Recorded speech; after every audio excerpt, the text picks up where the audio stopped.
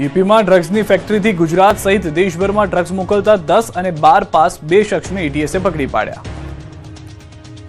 ઉત્તર પ્રદેશના આંબેડકર નગરના અંતરિયાળ ગામના ખેતરમાં ડ્રગ્સની ફેક્ટરી બનાવી ગુજરાત સહિત દેશભરમાં ડ્રગ્સ વેચતા 2 શખ્સને ગુજરાત એટીએસે પકડી પાડ્યા છે।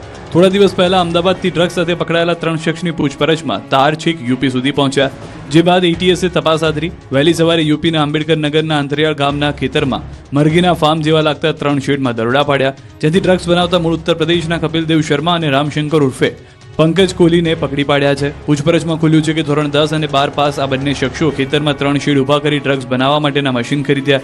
ડ્રગ્સ બનાવ્યા બાદ કોઈને જાણ ન થાય તે માટે આ મશીનોને કાળી પ્લાસ્ટિકની બેગથી ઢાંકી દેતા હતા।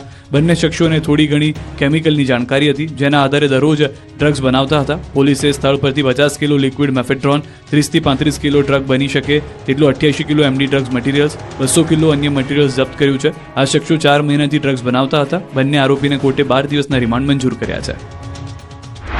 અંતરિયાળ વિસ્તારના જે ગામડા છે એમાં પણ ખેતર છે અને એની અંદર 3 નાના શેડ બનાવેલા હતા, જે કે ઓબ્વિયસ રીતે પોલ્ટ્રી ફાર્મ જેવો દેખાતો હતો।